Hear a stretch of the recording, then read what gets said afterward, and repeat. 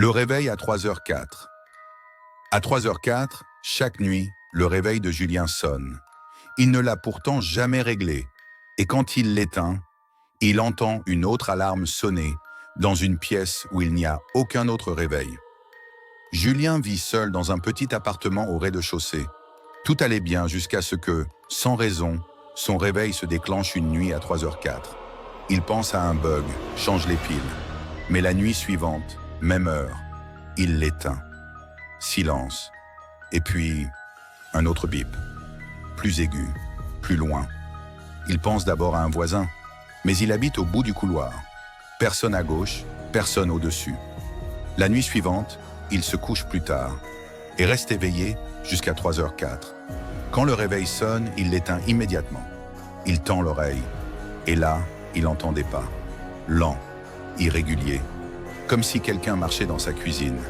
Pieds nus. Il se lève, allume tout. Rien. Mais il remarque de la buée sur le micro-ondes. Comme si quelqu'un avait respiré dessus.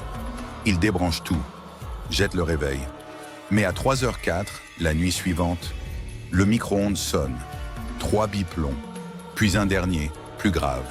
Il ouvre la porte du micro-ondes et à l'intérieur, il trouve une vieille montre, aiguille figée, à 3h04. À partir de ce jour, chaque nuit à 3h04, quelque chose sonne. Téléphone éteint, radio hors tension, téléviseur débranché, toujours un bip, toujours le même. Et toujours, derrière, des pas, plus proches, plus pressés. Une nuit, il décide de tout filmer. Il se couche. Caméra en veille. À 3h04, la vidéo se déclenche toute seule. Mais au lieu de filmer la chambre, elle filme depuis l'intérieur du placard. On y voit Julien dormir.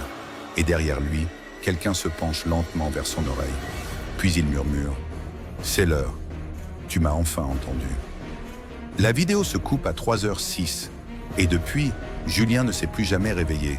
Mais chaque nuit, quelque chose sonne encore chez lui à 3h04.